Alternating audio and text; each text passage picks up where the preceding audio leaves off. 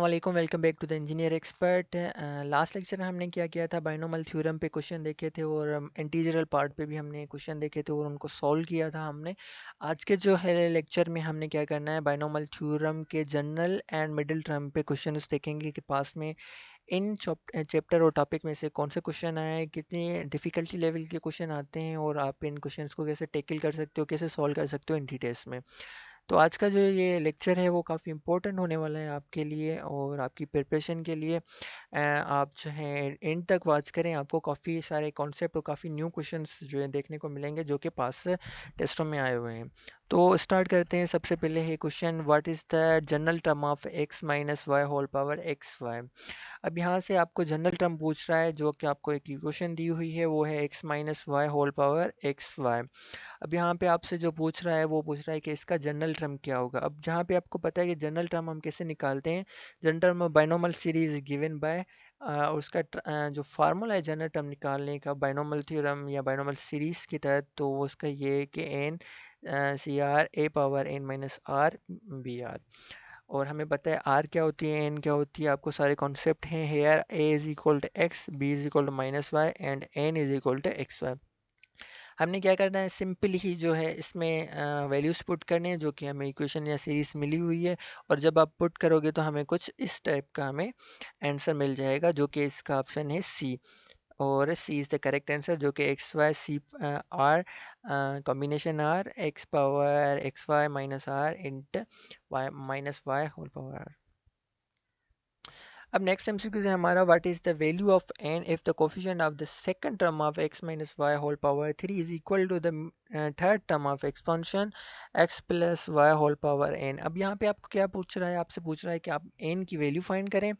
आपको कंडीशन क्या दी हुई है, तो if the coefficient of second term, जब आप इसको सॉल्व करेंगे और इसका जो सेकंड टर्म होगा उसका कोफिशिएंट इक्वल होगा इसके थर्ड टर्म पे, जब आप इसको सॉल्व करोगे और इसका जो थर्ड टर्म निकालोगे उसके इक्वल होगा। ठीक है, third term of expansion x plus y whole power n के। ठीक है, अब आपको क्या करना है, पहले इसको सॉल्व करना है, इसका सेकंड टर्म निकालना है, फिर इसको सॉल्व करना है, इसका थर्ड टर्म आपको निकालना है। उसके बाद आपको आपस में इनको जो है करस्पॉन्डेंस को आपको इक्वल करना है, फिर आपको एन के वैल्यू निकालनी है। अब देखें आपको कैसे निकालना है। Coefficient of second term of X is, इसका हमें पता है कि 3 C power C in and A 1 is the coefficient and coefficient of third term of series expansion is this. तो हम दोनों के कोफिशिएंट निकाले हैं हमने यहाँ पे और फिर इनको इक्वलेट किया हुआ है हमने। जब इक्वलेट किया है तो हमें पता है कि हमें मिला है एन की वैल्यू मिली हुई है, एक मिली है 3, दूसरी मिली है 2। जब हम दोनों को आपस में बराबर किया है उसके बाद उनको सिंपलीफाई और सॉल्व किया है, तो हमें पता है कि n के नॉट बी नेगेटिव नंबर, क्योंकि जो है वो पॉजिटिव ही नंबर होगा और नेगेटिव नहीं होगा। तो यहाँ पे हमें जो नंबर मिलेगा, जो आंसर मिलेगा वो 3 इज द करेक्ट आंसर, क्योंकि नेगेटिव में नहीं हो सकता वो नंबर, क्योंकि ये टर्म है। अब नेक्स्ट एमसीक्यूज है कि which term will be the middle term of x y z minus x whole power 2n। अब यहाँ पे हमें पता है कि इसका मिडिल टर्म क्या होगा जब ये इवन पावर है, क्योंकि 2n, अब n आप कोई भी निकालोगे या लोगे तो आपको यहाँ पे इवन ही मिलेगा। तो जब आप इनको निकालेंगे और सॉल्व करेंगे तो आपको जो है पावर में जो है वो इवन ही मिलेगा।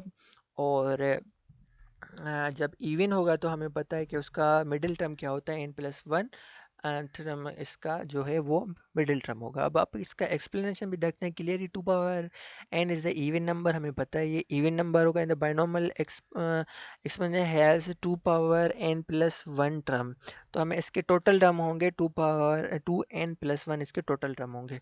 The middle term of a binomial with even number is termed equal to the n minus 2 plus 1, whereas n is the number of term.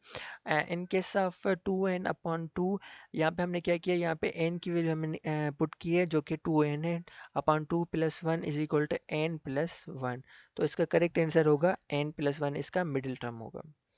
अब नेक्स्ट एमसीक्यू है, what is the middle term of 4 plus 2x whole power 6। हमें last question जैसे solve किया और उसमें जो power even था उसको हमने जैसे सॉल्व किया, सेम इसी तरह से इस क्वेश्चन को सॉल्व करेंगे क्योंकि इसका पावर भी इवन में है, 6 इज़ द इवन नंबर, और हमें जो सीरीज़ मिली हुई है वो है 4 + 2x। इसको सॉल्व करना है, चलिए सॉल्व करते हैं, फिर देखते हैं इसका करेक्ट आंसर क्या होता है। तो middle term will be the fourth term, हमें पता है कि फोर्थ टर्म इसका मिडिल टर्म होगा, क्योंकि हमें पता है कि जो फार्मूला हमने निकाला था वो था कुछ इस तरह से, n+1, तो इसका मिडिल टर्म होगा इस तरह से। और यहाँ पे हमने फोर्थ टर्म यहाँ पे निकाला है, और फोर्थ टर्म निकालने का हमें पता है फार्मूला क्या होता है। बायनॉमियल एक्सपेंशन के तहत हमने पता है कि फार्मूला है कि हम fourth term, seven term, eight term, कोई भी टर्म जो हमें पूछा जाए तो हम इजीली निकाल सकते हैं। हमने क्या किया, उस फार्मूला के तहत हमने फोर्थ टर्म निकाला, और फोर्थ टर्म निकालने के बाद देखा कि इसका आंसर ये बन रहा है। ठीक है, तो इसका करेक्ट आंसर जो हमारे पास बन रहा है वो बी ही बन रहा है, वो कुछ इस तरह से बन रहा है।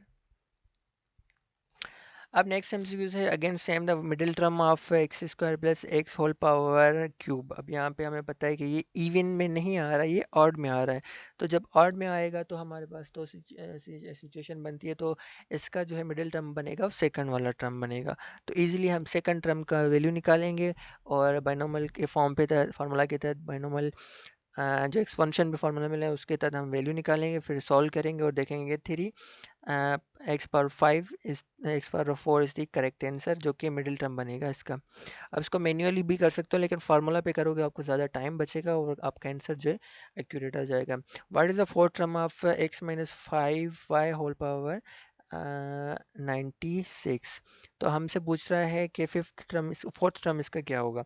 तो हमें पता है कि हम जो है अगर इतने ज़्यादा बड़े पावर मिले हुए हैं तो हम इसको जो है ऐसे मैन्युअली सॉल्व नहीं कर सकते, और इसकी कैलकुलेशन काफ़ी हेवी हो जाती है। तभी जो है हमें बायनॉमियल सीरीज़ दी गई है, बायनॉमियल का फार्मूला दिया गया है, थ्योरम, कि आप इन क्वेश्चंस को ऐसे टैकल कर सकते हो। तो हमें पता है कि जब भी हमें कोई भी टर्म पूछा जाए तो हमें वो वाला फार्मूला याद आ जाता है, ये वाला ट्रम का फार्मूला है। ठीक है, ये फार्मूला हमें तब भी यूज़ करते हैं जब हमसे कोई ट्रम फाइंड करने को पूछता है और कैलकुलेशन काफ़ी है। अब जैसे इसने 97th ट्रम हमसे पूछा है, ऐसे 98 ट्रम पूछ सकता है, 110th ट्रम पूछ सकता है, तो ऐसे सो ऑन पूछ सकता है, और कैलकुलेशन काफ़ी बड़ी हो सकती है। तो हम ये फार्मूला यूज़ करते हैं। तो यहाँ पे हमने क्या करना है, जस्ट वैल्यूज़ पुट करने हैं जो हमें दिए गए हैं। यहाँ पे ए और बी और एन और आर की वैल्यू जो हमें दी गई है वो पुट करेंगे, और देखेंगे तो फिर हमें जो ये टर्म मिलेगा वो कुछ इस तरह से मिलेगा, 125, और ये वाला टर्म आ जाएगा जो कि ऑप्शन बन रहा है हमारा ए। सो इसका करेक्ट आंसर हो जाएगा A. The general term is 91c2x⁴89। What is the expansion. तो इसकी एक्सपोनेंशन पूछ रहा है, इसकी एक्सपोनेंशन क्या है, और इस की एक्सपोनेंशन को हम कैसे फाइंड करेंगे वो अभी एक्सप्लेनेशन देख लें। The general term of an expansion is, अब किसी भी एक्सपोनेंशन दी गई हो और बायनॉमियल के तहत, तो इसका जनरल टर्म जो हम फाइंड करते हैं वो इस फार्मूला के तहत फाइंड करते हैं। तो आपको ये फार्मूला, टर्म फाइंड करने के फार्मूला, जनरल टर्म निकालने के फार्मूला और सीरीज एक्सपेंशन के फार्मूला ये याद होने चाहिए, ताकि सारे क्वेश्चन इसी पे बेस्ड है, और किसी इससे आउट क्वेश्चन आपको नहीं मिलेंगे। ठीक है, तो आपको इस पे जो है प्रैक्टिस करनी चाहिए, और इस पे जो है सॉल्यूशन करना चाहिए कि आप जो है इन पे कैसे याद करते हो, फिर आप इसको क्वेश्चंस देखेंगे फिर इस पे क्वेश्चन कैसे आते हैं। पहले आपको फार्मूला ये सारे याद होते हैं। अब यहाँ पे आपको ये फार्मूला मिला हुआ है, आपने क्या करना है, जस्ट इस पे वैल्यू पुट करनी है। वैल्यू पुट करने के बाद देखेंगे इसका जो जनरल टर्म है वो क्या बनेगा, और उसका जनरल टर्म बनेगा x+1 whole power 91 r x-1 whole power 91। इसका करेक्ट आंसर ये हो जाएगा।